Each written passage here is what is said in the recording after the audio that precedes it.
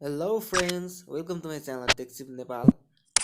Today in this video I am gonna show you the unboxing video of 18x lens, mobile lens भनौं हैन। टेक्नोलोजीसँग related कुनै पनि भिडियोहरु सबैभन्दा पहिला हेर्नको लागि सब्स्क्राइब गर्नुहोस् हाम्रो च्यानललाई र बेल आइकनलाई पनि दबाइदिनु होला। So here is our product guys. Unboxing गरिहालौँ है त। तपाईले यो लेन्स जुन भयो भने फ्ल्यागशिप फोनहरुमा युज गर्न सक्नुहुन्छ। जसको क्यामेरा क्वालिटी चाहिँ एकदम राम्रो हुन्छ हैन त। त्यसको लागि चाहिँ एकदम पर्फेक्ट छ यो लेन्सको बारे अगाडि रिभ्यु दिनु पर्दा चाहिँ यसको हेल्पले चाहिँ तपाईले मोबाइलबाट पनि DSLR फोटोग्राफी जस्तै चाहिँ खिच्न सक्नुहुन्छ।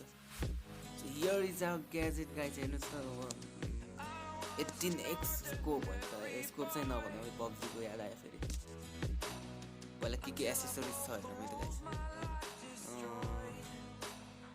यो चाहिँ हाम्रो स्ट्यान्ड होल्डर भन्छौँ नि त।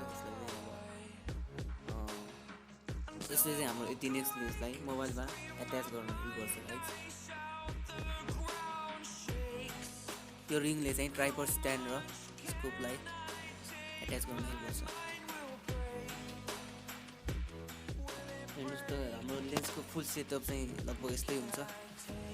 ट्राइपड स्ट्यान्ड राखेपछि स्टेबल हुनको लागि ट्राइपड स्ट्यान्ड चाहिँ राख्नै जरुरी छ। And this is tiny cleaning cloth सफा गर्नको लागि चाहिँ लेन्स इन केस 4 भयो भने। So here is our 18x lens. यो लेन्समा चाहिँ जुम इन जुम आउट केही पनि हुँदैन है गाइस। जस्ट क्ल्यारिटी बढाउने हो, फोकस पोइन्ट मार्क बढाउनु हुन्छ।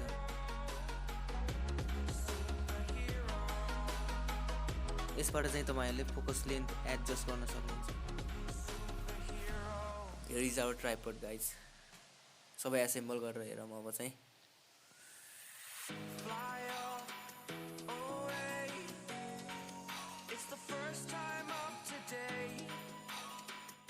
यो स्ट्यान्डलाई चाहिँ तपाईले मोबाइल होल्डरमा पनि राख्न सक्नुहुन्छ गाइस। तर यसमा राख्दाखेरि चाहिँ अलि स्टेबल नहुने भएकोले म चाहिँ यसलाई लेन्समै राख्ने छु। यो रिङको युज गरेर चाहिँ तपाईले अब यसरी राखेर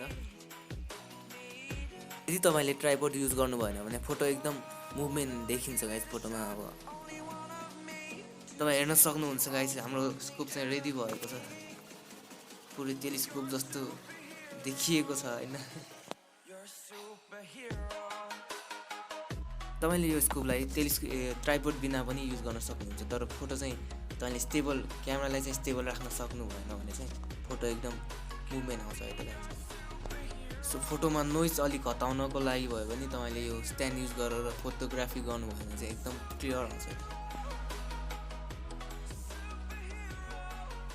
मैले चाहिँ मोबाइलबाट नै यो भिडियो क्याप्चर गर्दैछु। सो गाइस मैले चाहिँ मोबाइल राखेर चाहिँ देखाउँदिन तपाईहरुलाई। यसबाट खिचिएको भिडियो फोटोहरु चाहिँ एकदमै राम्रो छ है गाइस।